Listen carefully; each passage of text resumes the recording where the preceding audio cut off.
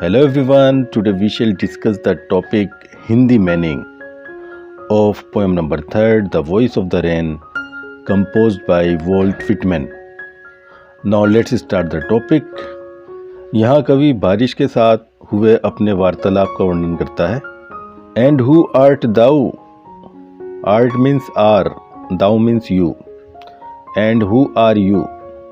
और तुम कौन हो? Said I, मैंने कहा, to the soft falling shower. Soft falling, कोमलता के साथ गिरती हुई. Shower means वर्षा, बारिश. मैंने धीरे धीरे गिरती हुई बारिश से कहा कि तुम कौन हो.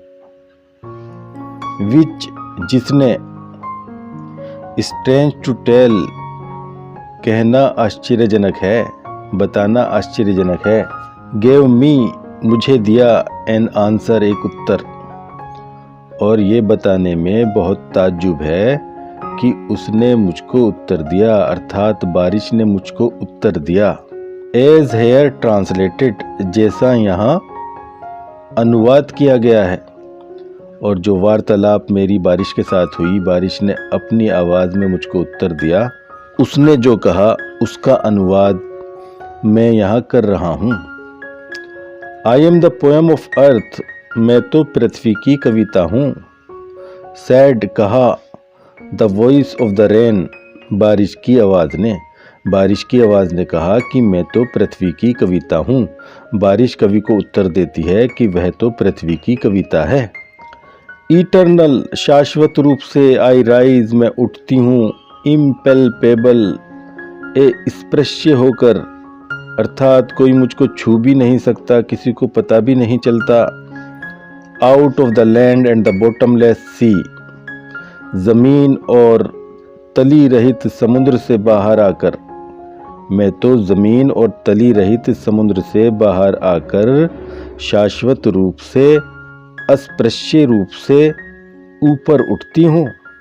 बारिश कवि को बताती है कि वह तो इटर्नल है, इम्पेल्पेबल है, इटर्नल, शाश्वत है. उसकी जो प्रक्रिया है वो लगातार चल रही है.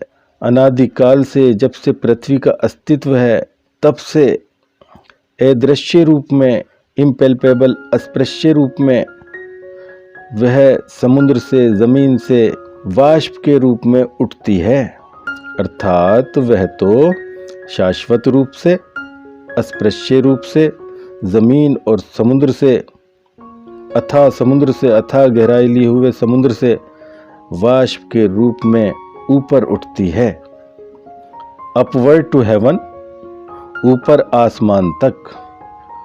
बारिश कवि को बताती है कि वह तो ऊपर हेवन तक, स्वर्ग तक, अर्थात आसमान तक जाती है. Whence, whence means from where, और जहाँ पर. वेग्यूली फॉर्म्ड, वेग्यूली मीन्स स्पष्ट रूप से, फॉर्म्ड रूप ले लेती है, और वहाँ पर वह स्पष्ट रूप ले लेती है. ऑल टुगेदर चेंज्ड, पूर्ण रूप से बदल जाती है. कहने का मतलब है कि आसमान में जाकर वर्षा स्पष्ट रूप से बादलों का रूप धारण कर लेती है और पूर्ण रूप से बदल जाती है. एंड येट द सेम, लेकिन फिर भी वही है, फिर भी बारिश ही है. बारिश कवि को बताती है कि वह तो ज़मीन और समुद्र से वाष्प बनकर ऊपर आसमान तक चली जाती है, जहाँ पर वह बादलों का स्पष्ट रूप ले लेती है, पूर्ण रूप से बदल जाती है, लेकिन फिर भी वह तो वही है, अर्थात बारिश ही है. आई डिसेंड, मैं नीचे आती हूँ. टू लेव, लेव मीन्स वॉश, धोने. द ड्रोट्स, सूखी ज़मीन को. एटोमीज, कण कण को, जर्रे जर्रे को. डस्ट लेयर्स, धूल की परतों को. ऑफ द ग्लोब, पृथ्वी की. वर्षा बताती है इसके बाद वह नीचे आती है सूखी ज़मीन को भिगोने, जर्रे जर्रे को भिगोने, कण कण को भिगोने. डस्ट लेयर्स, धूल की परतों को धोने. ऑफ द ग्लोब, पृथ्वी की.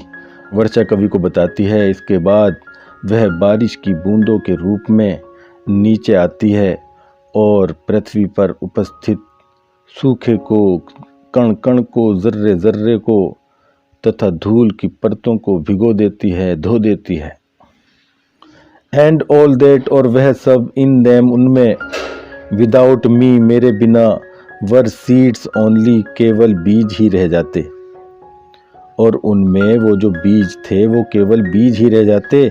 लेटेंट, अनबोर्न, छिपे हुए, दबे हुए। लेटेंट मीन्स छिपे हुए, दबे हुए। अनबोर्न, आजन्मे, जिनका जन्म ना हो, उनका ना तो जन्म होता और वह दबे ही रह जाते। मैं तो उन दबे हुए अजन्मे बीजों को भिगोने नीचे उतरती हूँ ताकि उनका अंकुरण हो जाए और वो पौधों में, पेड़ों में परिवर्तित हो जाएं। एंड फॉरएवर, और लगातार, बाय डे एंड नाइट, दिन और रात, आई गिव बैक लाइफ, मैं जीवन वापस करती हूँ, टू माई ओन ओरिजिन, अपने खुद के उत्पत्ति स्थल को, ओरिजिन मीन्स उत्पत्ति स्थल, एंड मेक प्योर, और पवित्र बना देती हूँ, एंड ब्यूटिफाई इट, और इसको सुंदरता प्रदान करती हूँ। बारिश कवि को बताती है कि वो तो लगातार कार्य करती रहती है, दिन हो या रात। वो अपने खुद के ओरिजिन अर्थात इस पृथ्वी को जीवन वापस करती है और इसको शुद्ध, सुंदर बनाती है। ये पोएम की आखिरी पंक्तियां हैं जिनको कवि ने ब्रैकेट में रखा है। ये बारिश और कवि के वार्तालाप से बाहर की पंक्तियां हैं। इन पंक्तियों में कवि बारिश की तुलना गीत, संगीत या कविता से करता है। फॉर सॉन्ग, क्योंकि गाना या गीत या कविता, issuing from its birth place, अपने जन्म स्थान से निकलकर, इशूइंग का मतलब निकलकर, आफ्टर फुलफिलमेंट, पूर्ण करने के बाद, पूरा करने के बाद, पूर्ति करने के बाद, अर्थात अपने उद्देश्य की पूर्ति करने के बाद, वॉन्डरिंग, इधर उधर घूमकर, रैग्ड, चाहे किसी ने परवाह की हो, और अनरैग्ड, या परवाह ना की हो, चाहे किसी ने उसको सुना हो या उसको ना सुना हो। Duly, with love returns, with love, प्रेम के साथ, रिटर्न्स, लौटता है, अर्थात प्रेम और प्रशंसा के रूप में वापस कवि तक ही लौटता है, लौट आता है।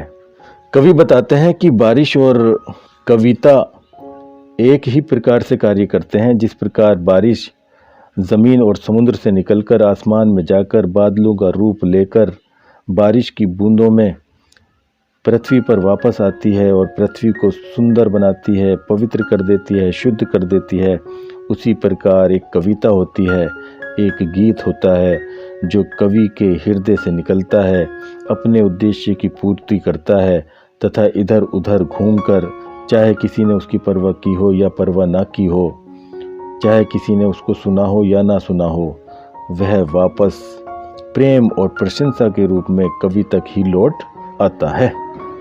Now it is the end of the topic, and thanks for watching and learning, and in next video we shall discuss another important topic. Till then, goodbye.